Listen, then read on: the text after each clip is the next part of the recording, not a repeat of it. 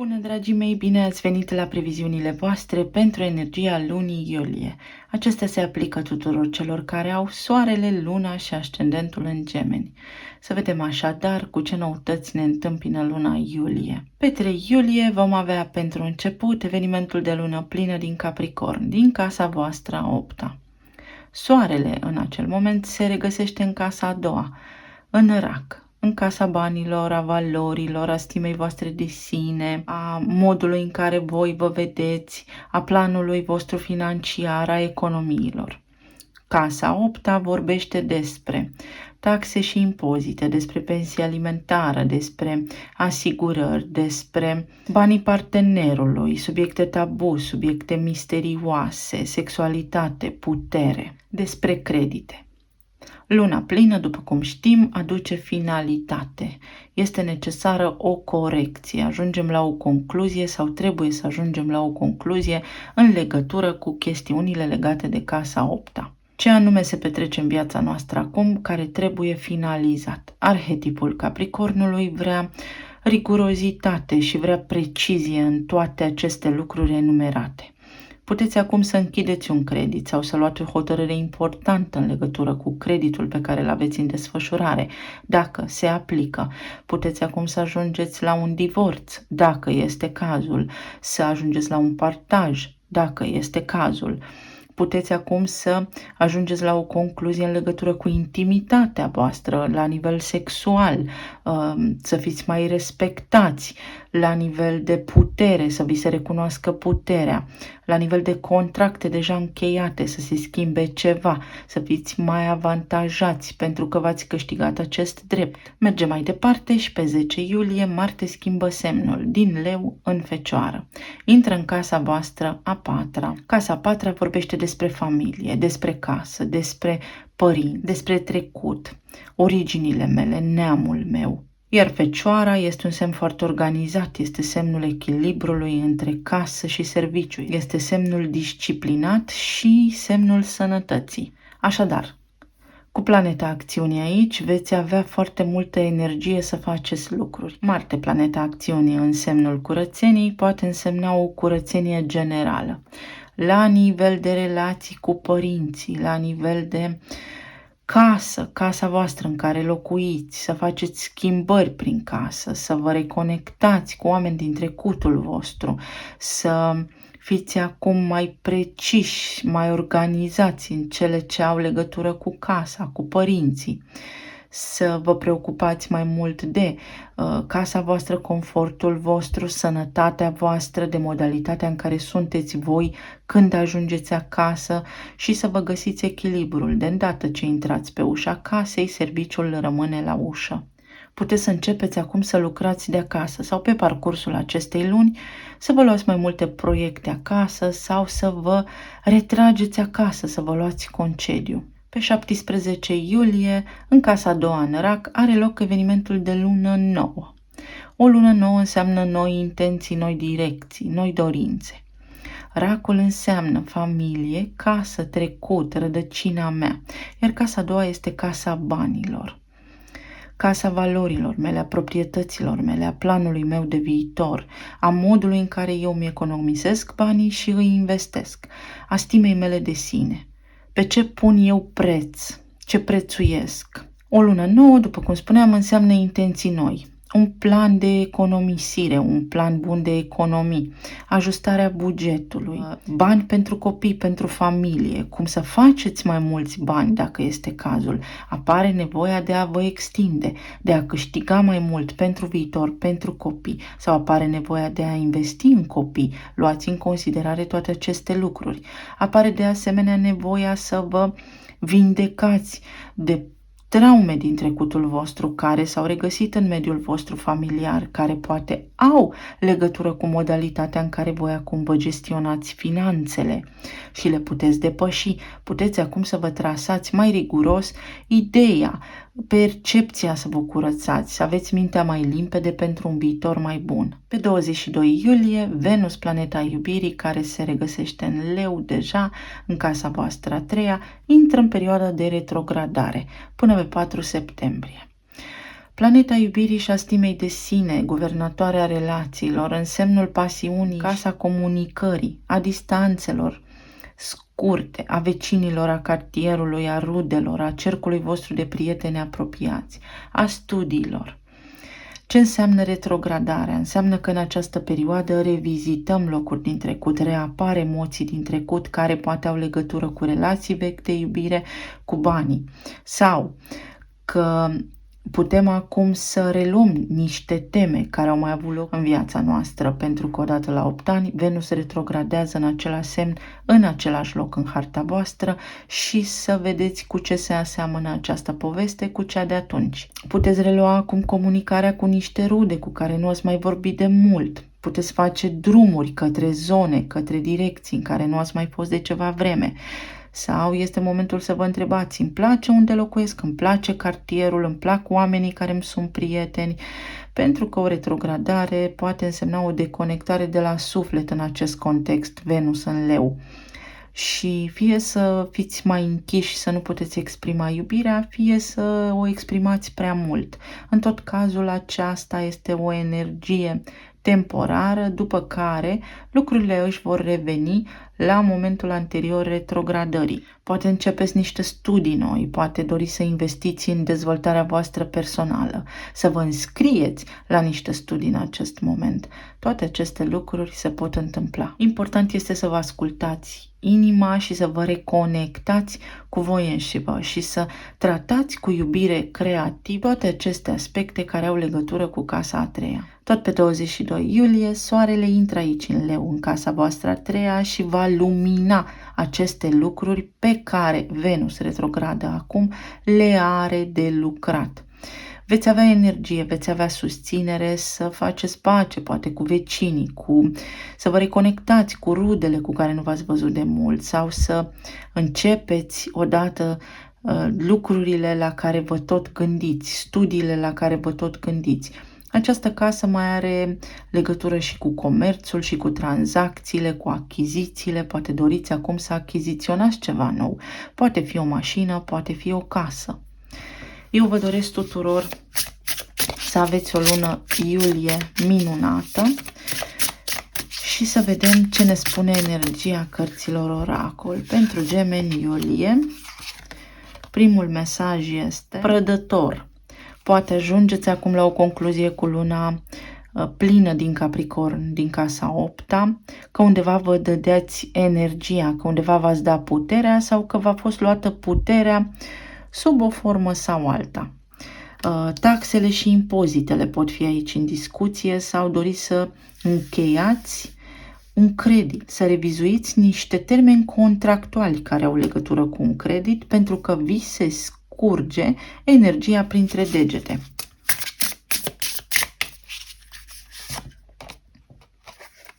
Tot casa 8-a este casa puterii și casa 2-a este casa banilor. Aceste teme financiare vor fi de mare interes pentru voi în luna iulie. Apoi avem casa noua și aerul pe voi. Ajungeți la o concluzie, încheiați un ciclu de alergare, încheiați un ciclu de depunere a efortului în direcțiile pe care vi le doriți și puteți să respirați ușurați.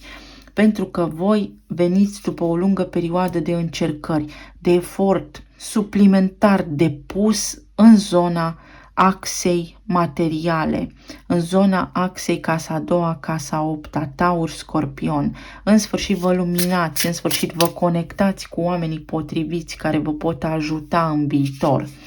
Vă schimbați nivelul de valori, de credințe, învățați de la cineva mai înțelept cum să faceți un plan de economie, cum să vă faceți un plan de achiziții dacă sunteți antreprenori sau cum să vă extindeți înțelept în afacere.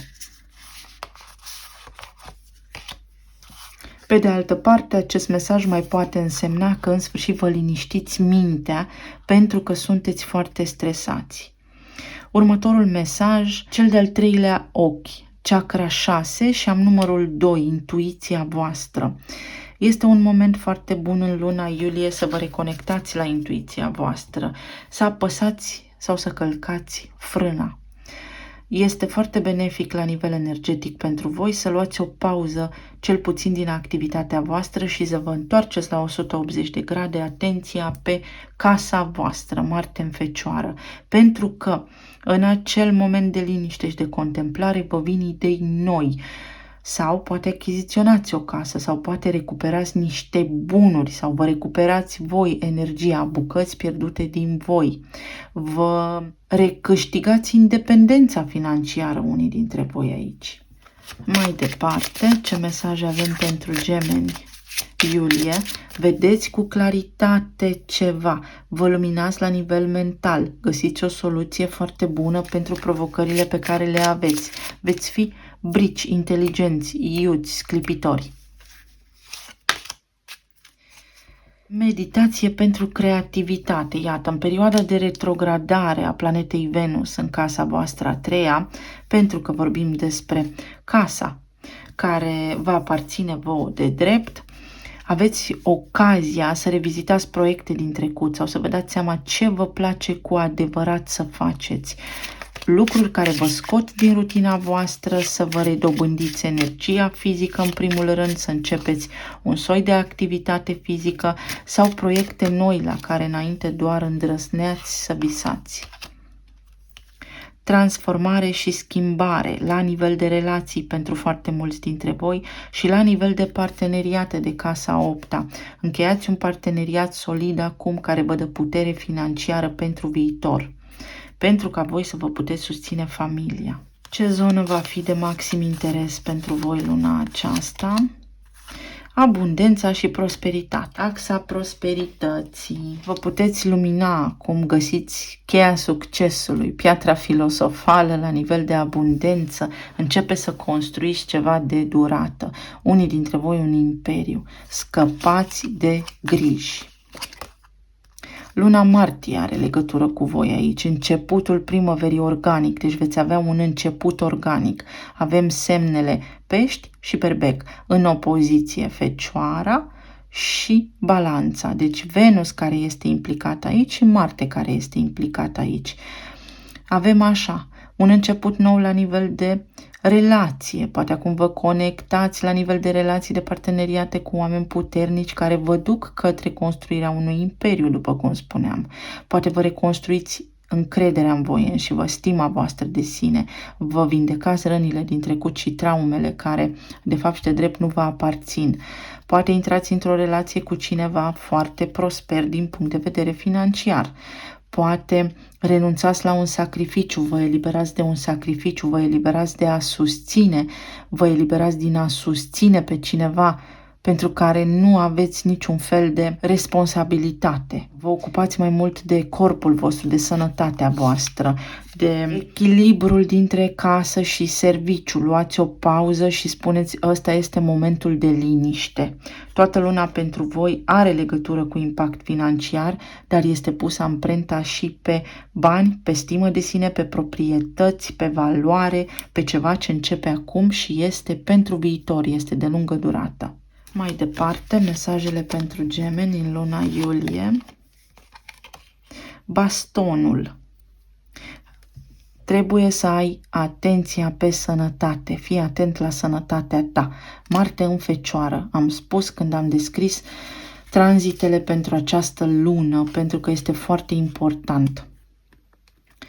Orice poate aștepta, mai puțin sănătatea. Pălăria. Vei juca un nou rol. Crești în rang social, crești la nivel financiar, te eliberezi de credințele din trecut, de titlul din trecut. Pasărea, element de aer, aștepți niște vești, un pachet, un colet sau o scrisoare, niște acte, o decizie. O decizie pentru care ai stat cu sufletul la gură, pentru ceva ce trebuie finalizat. Am spus, dizolvarea unei firme, dizolvarea unui parteneriat, un divorț, dacă este cazul, partajul, o schimbare, un contract nou. Apar aici toate aceste teme pentru voi în luna iulie. Să vedem la nivel de relații, plan material și financiar pentru gemeni iulie.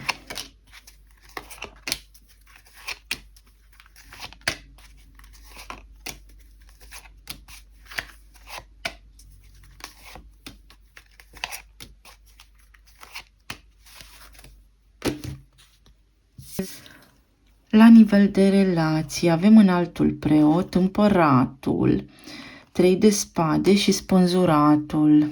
Iată cum la nivel de relații s-ar putea să finalizați o căsnicie cu cineva, unii dintre voi. Alții dintre voi ajungeți în punctul în care vă stăpâniți emoțiile, treceți peste o traumă anterioară care v-a secat de energie. Un abuz de putere la nivel de relații pot fi și cu partenerii de afaceri. Ieșiți dintr-un blocaj, mergeți către ceva tradițional, depășiți un mod de a fi căpătat din copilărie, un tipar, o deprindere comportamentală care nu vă aparține și deveniți propriul stăpân al vieții voastre. Acesta este un conflict mental, este poate un trio amoros din care ieșiți acum sau descoperiți că poate căsnicia nu vă funcționa bine pentru că partenerul avea pe cineva.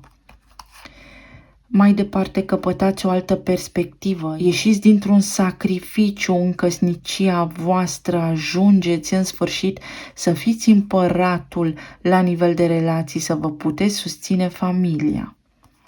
Pentru alții dintre voi, persoana la care vă gândiți voi acum s-a purtat arogant cu voi, a fost deconectată emoțional și deși voi sperați să avansați către ceva, lucrurile au fost puse pe pauză. Aici aveți parte de o amânare unii dintre voi la nivel de relații.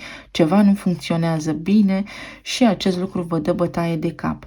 Poate așteptați să oficializați relația sau să o duceți la un alt nivel și acest lucru vă dă bătaie de cap, pentru că pare că persoana la care vă gândiți voi face cu totul și cu totul altceva, numai gândul la relație nu îi este. Să vedem mai departe ce înseamnă 3 de spade.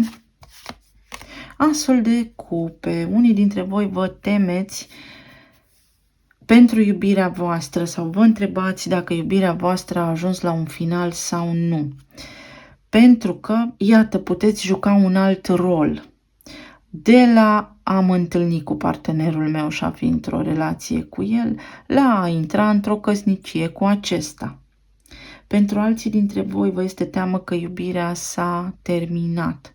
Însă, iubirea nu s-a terminat neapărat, este doar o grijă a voastră, o activitate mentală care este cumva distorsionată din vari motive, ci aveți de-a face cu un partener care caută o soluție pentru ceva anume, doar că voi nu știți acest lucru. Și este important să vă schimbați voi perspectiva. Aveți asul de cupe aici, ceea ce îmi spune că iubirea este acolo, că se vindecă o durere mai veche cu Venus în leu retrogradă, comunicarea cu cineva cu care nu ați vorbit de mult se poate relua acum. Spânzuratul ce ne spune? 8 de bâte spune că se reia iubirea. Așteptați pe cineva să vină de la drum și vine. Pentru alții dintre voi v-ați simțit așa dezechilibrați și v-a scos din rutina voastră cineva foarte pasional, dar care nu trecea de la vorbă la faptă. Iată că acum o poate face. Ce înseamnă înaltul preot aici? Cavalerul de bâte. Ceva rapid, dintr-o dată se schimbă situația, dintr-o dată de astăzi pe mâine primiți o veste care vă schimbă vouă direcția. De la pești, pentru că spânzuratul reprezintă pești și avem aici, treceți la berbec. De la stagnare, de la somn și liniște, la acțiune, la dragoste cu năvădăi, la pasiune, la întâlniri. Și împăratul ce spune aici? Magicianul, totul este posibil, manifestați pe cine vă doriți voi aici în viața voastră, iar dacă sunteți persoane singure, manifestați o nouă iubire în viața voastră, să știți. Cineva care vă dă târcoale de ceva vreme este foarte atras de voi. Pentru alții dintre voi poate avea legătură cu un coleg, cu o colegă de serviciu aici, iar împăratul mai înseamnă și că ați muncit mult pentru această relație, ați depus un efort foarte mare și tot ce ați făcut voi până acum se duce cumva în eter. Ei, iată că își găsește în această lună energia voastră, intenția voastră, ținta. Și veți manifesta lucrurile pe care le doriți, și anume o relație mai bună cu partenerul de viață, sau vă reconectați cu cineva din trecutul vostru, sau reluați comunicarea cu persoana la care vă gândiți voi, sau vă găsiți pe cineva nou dacă sunteți singuri. Iată, împăcare, judecată mai înaltă. Însă, pentru că aveți această forță mare de manifestare, este bine să o folosiți și foarte înțelept. Să fiți foarte atenți la impulsivitate și să nu vă certați. Ce ne spune cavalerul de bâte aici? Cavalerul de bâte. Cavalerul de bâte spune pasiune, pasiune cât cuprinde. Multă sexualitate, multă pasiune, multă chimie, multă atracție. Ce ne spune magicianul aici? Steaua. Că știți exact pe cine vreți, că vă găsiți drumul, că vă vindecați, că vă găsiți direcția, lucrurile vi se așează așa cum vă doriți voi. Mesajul pe care îl primiți sau veștile pe care le primiți sunt foarte benefice. Judecata are 5 de spade. Ieșiți dintr-un conflict mental, ieșiți din acest compromis sau ieșiți din hibernare și vă îndreptați către o soluție. În această perioadă, probabil că sunteți cumva într-o fază în care lucrurile nu prea se mișcă, vă faceți voi fel și fel de idei, dar lucrurile se vor mișca. Este o perioadă de stagnare ușoară care vă face și mintea să funcționeze. Aveți foarte multă activitate mentală, dar alocați și distribuiți energia greșit. Încercați să vă centrați pe sufletul vostru, să vedeți dacă nu cumva ați avut de-a face cu cineva manipulator, unii dintre voi, și să vedeți dacă într-adevăr acolo era iubire. Regele de bâte, avem aici de-a face cu un personaj care știe că merită. Partenerul vostru de viață poate fi o energie de foc, dar nu numai. Are foarte mare încredere în sine și va veni către voi cu foarte mare încredere. Lucrurile se vor schimba și renaște pasiunea aici, să știți. Pe de altă parte, unii, după cum spuneam, aveți de face cu cineva foarte manipulator, de care, iată, trebuie să vă apărați. Alții dintre voi nu mai trebuie să vă apărați de nimeni, nu vă mai vânează nimeni, acea rană se vindecă și ajungeți la iubire. Și încă o carte. Regele de spade. Aceștia puteți să fiți voi sau partenerul vostru. Compatibilitatea dintre foc și aer este regăsită aici. Cineva foarte inteligent. Scăpați de certuri. 5 de spade înseamnă certuri. Aveți o perioadă lină, intrați într-o perioadă lină unde se dizolvă sau când în sfârșit se dizolvă aceste certuri, aceste cuvinte spuse fără rost aici, da? Ajungeți în următoarea etapă. Puteți lăsa garda jos, liniștiți, pentru că aveți 8 de bâte, care înseamnă acțiune, pasiune, ne împăcăm, ne înțelegem bine, ne iubim. Da. Cea mai bună carte care exprimă energia relațiilor în iulie pentru gemeni. Caduceul.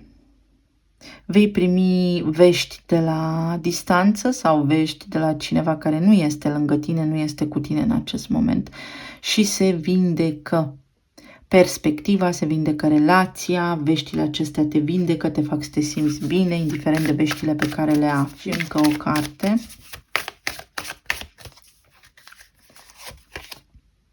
Soarele. Perseverența ta este recompensată. Primești, iată, veștile pe care le aștepți și deznodământul la povestea ta de dragoste, de iubire pe care o aștepți, pentru că știi că meriți mai mult. Este momentul să respiri ușurat și să nu mai lupți, să nu mai opui rezistență. Ți se schimbă, iată aici, rolul, direcția, începi ceva nou, ieși dintr-un sacrificiu, dintr-un blocaj. La nivel de plan material avem luna, 9 de bâte, 6 de monede și 4 de spade.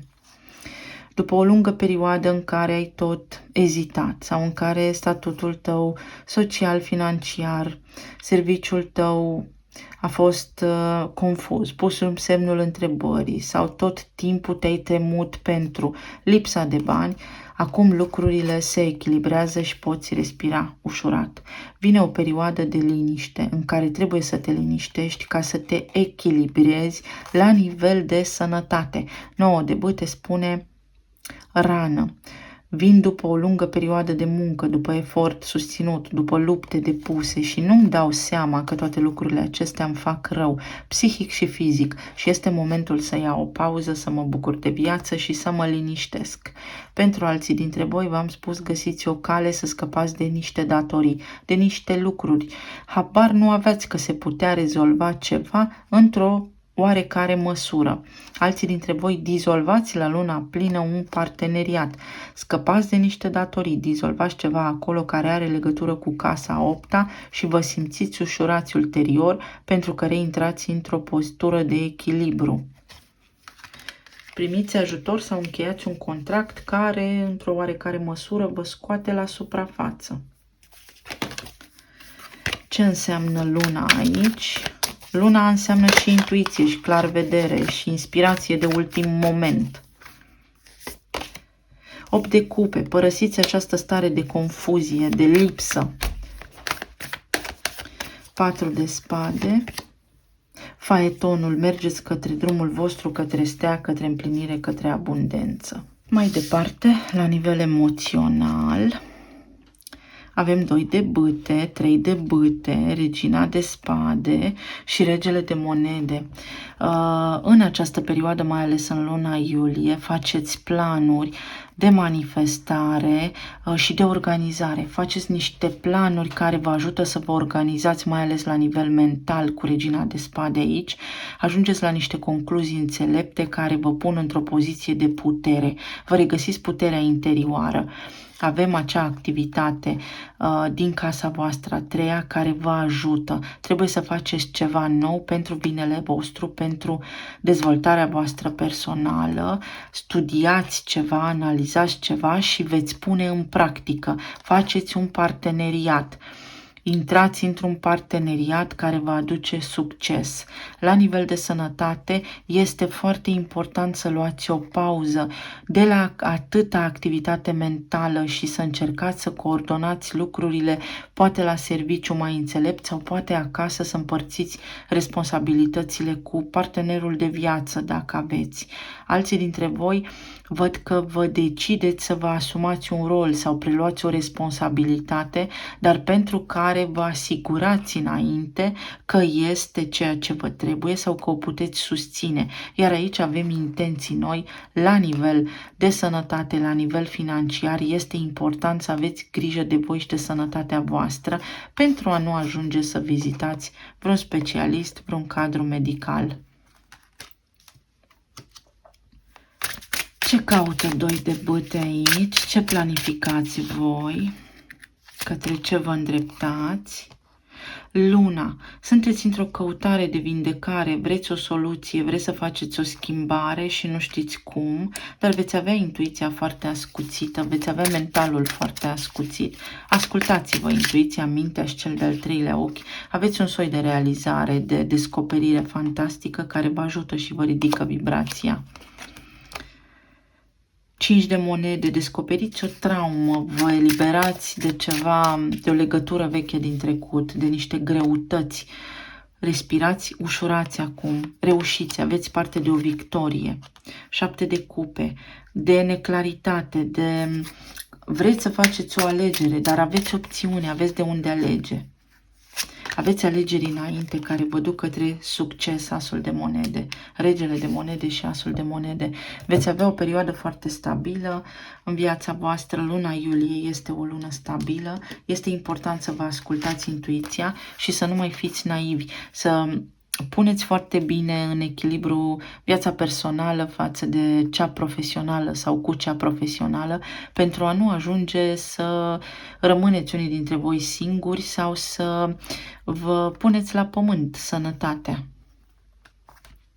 O carte aici la nivel emoțional. Alții dintre voi s-ar putea să descoperiți că persoana la care vă gândiți voi este căsătorită și acum aveți opțiunea de a alege să rămâneți într-un trio amoros sau de a ieși din această poveste. Și văd că veți lua o hotărâre care va trebui să trăiți o perioadă de timp. Pisica neagră, norocul tău se va schimba în curând. Aveți parte de noroc aici. Asta este abundență, este împlinire, este claritate mentală, indiferent de momentul în care vă regăsiți sau de oamenii alături de care vă regăsiți. Aveți protecție, aveți voi un al șaselea simț, așa ca pisica. Talismanele.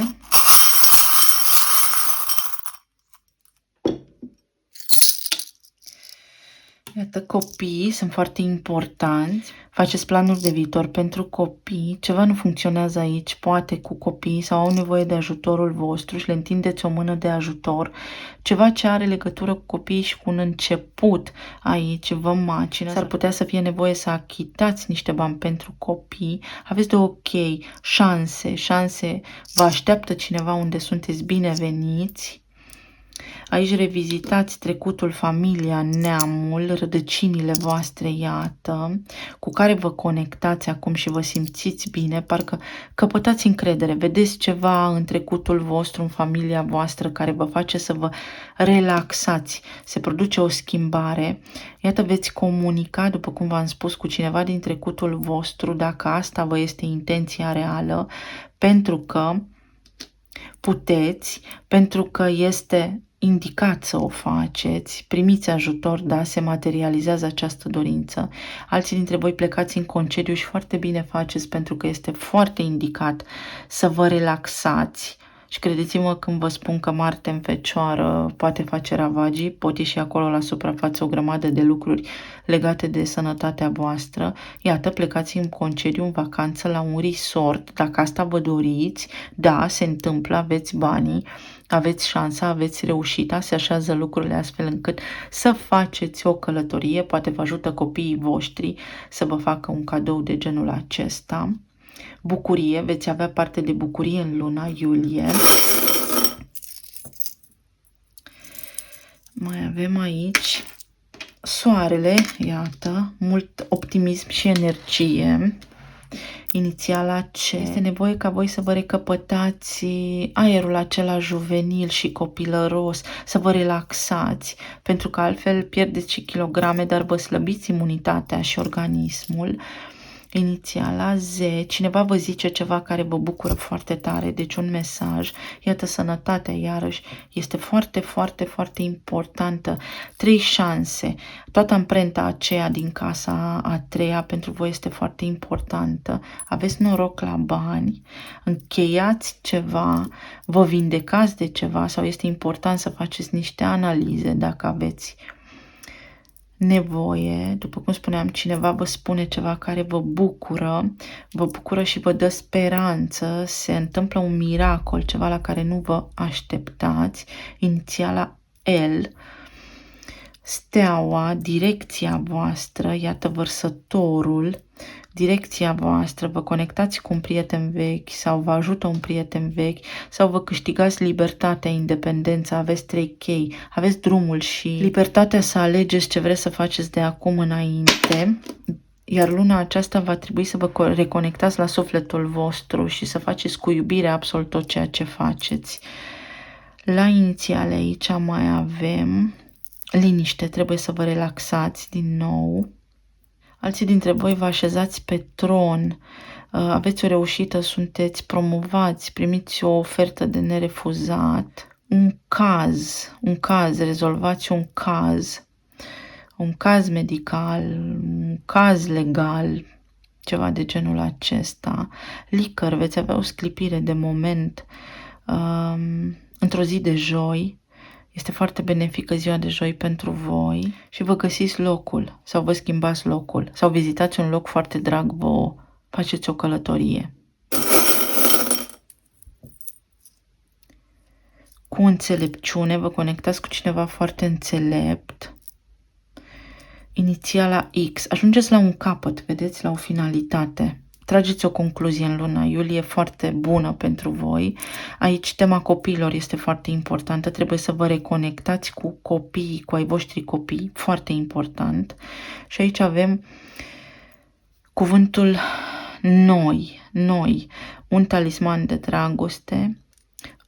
Conexiunea cu copiii este de foarte mare importanță în această lună, sau voi să vă reîntoarceți la cum erați voi în copilărie sau la cum erați voi în 2015. Vă va ajuta în luna iulie un citat al unui înțelept, să luați o hotărâre, iar alții primiți o veste care vă bucură enorm. Unii dintre dumneavoastră, domnilor, puteți primi vestea că veți fi tați, iar altora dintre voi le este foarte indicat să-și detoxifice corpul.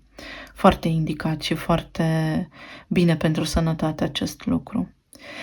Cam atât, dragii mei, sper să aveți o lună iulie minunată, să ajungeți la reușitele pe care le doriți, să realizați tot ce aveți voi în plan acolo, să fiți sănătoși și iubiți. Vă îmbrățișez cu drag, să ne reauzim cu bine și data viitoare. Pa, pa!